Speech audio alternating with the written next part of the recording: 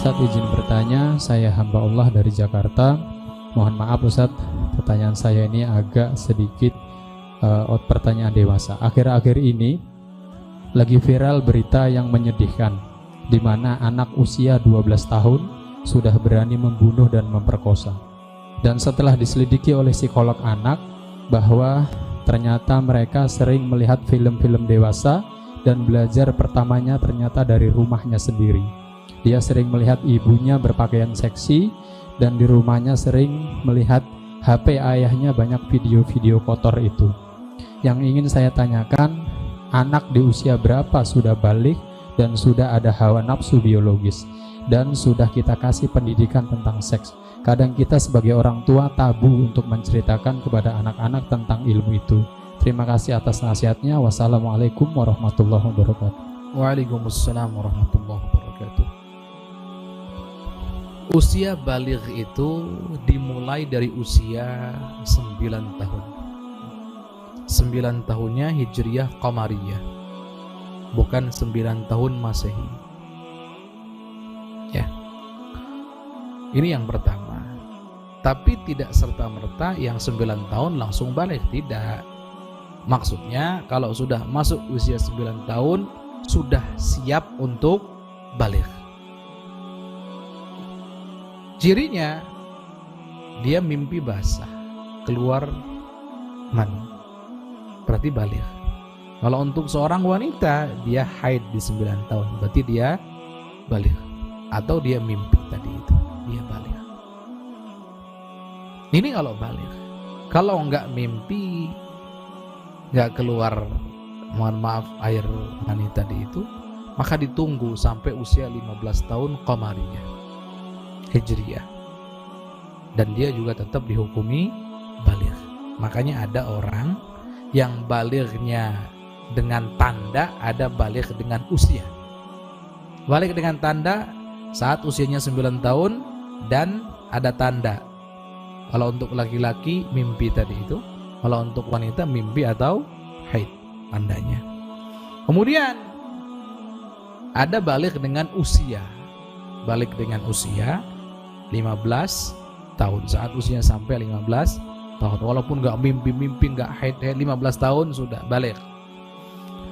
Kalau untuk masalah di usia berapa anak-anak kita hendaknya kita berikan pendidikan tentang seks tadi itu, wawasan maksudnya, agar terhindar dari keburukan-keburukan wilayah ini. Di 9 tahun itu mereka sudah mulai mengerti tentang itu, maka perlu diajari. Kami pribadi ke anak kami ngajari, nak, kamu seorang wanita, kalau yang lain kamu seorang laki-laki. Dengan teman wajib ada batasannya. Jangan pernah mau disentuh bagian ini, bagian ini nggak boleh. Kamu juga tidak boleh haram menyentuh orang lain bagian ini, bagian ini.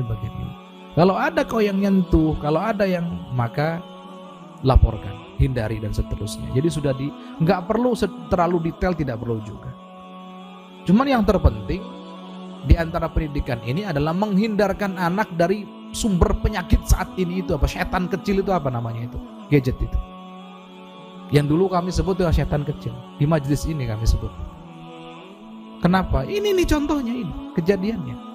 Orang tua karena nggak mau direpoti anak, kemudian ngasih dia HP, handphone, gadget, kemudian dibebaskan nonton apapun. Masya Allah, ini sama dengan menjerumuskan anak ke neraka jahanam. Ini sama dengan menghancurkan masa depan anak, dan begitu seterusnya. Kemudian juga orang tua selain juga harus betul-betul memproteksi atau menjaga anaknya agar tidak tertular penyakit setan kecil tadi itu, dilaranglah, atau kalaupun iya juga dibatasi, ditunggui dan seterusnya begitu. Maka hal yang lain yang penting juga, jangan sampai perkara-perkara semacam ini kok tercium oleh anak, diketahui oleh anak. Termasuk guyonan-guyonan yang dewasa antara suami dengan istri, itu privasi sifatnya. Saat berdua di kamar saja antara suami dengan istri. Kemudian ibu-ibu kalau di rumah, walaupun katanya Masya Allah ini anak saya dan seterusnya, pakaiannya tetap dijaga. Bapak-bapak juga sama, pakaiannya dijaga. Ingat, zaman ini belum lama ada kasus yang memprihatinkan luar biasa. Ada seorang anak yang membolongi jendela atau dinding kamar mandi sang ibu hanya untuk ngintip ibunya mandi. Na'udzubillahi min dzalik. Anaknya masih kecil, usia-usia yang tadi disebutkan itu. Ini ngeri zaman sekarang ini. Ada yang lebih ngeri lagi, 10 tahun sudah melakukan hubungan suami istri dan katanya menikmati. Na'udzubillahi min dzalik. Ini apa yang kita sekarang sedang dihancurkan dari luar dan dalam. Kata guru dan Habibullah Baharun, dulu ada tempat-tempat yang aman dari kejahatan semacam ini. Yang paling aman adalah di rumah, karena ada keluarga, ada ayah, ada ibu yang selalu, ada saudara yang nggak mungkin akan nyentuh wilayah ini, enggak akan jahat untuk urusan ini, enggak. Tapi zaman sekarang sulit untuk mencari keamanan. Di rumah ada yang begitu, kemudian di sekolah-sekolah juga ada yang begitu. Di mana anak-anak kita nyari keamanan, terlindung, terhindar dari fitnah-fitnah semacam ini? Maka dari itu Bapak Ibu semuanya, jangan anggap remeh urusan ini. Tolong ini, sebabnya ini setan kecilnya ini harus hati-hati. Ya, anak kita juga harus dipahamkan, cuman pelan-pelan, tidak perlu yang vulgar-vulgar, tapi yang tadi disebutkan. Nah, dalam Islam ada aturan. Berteman boleh, tapi melihat aurat nggak boleh. Sebutkan. Menyentuhnya apalagi. Maka kalau ada teman kamu yang pengen melihat aurat kamu, maka larang, jangan berikan, kamu hindari. Apalagi kalau mau menyentuh, jangan, nggak boleh, hukumnya haram. Harus mulai dibegitukan, harus mulai diberitahu.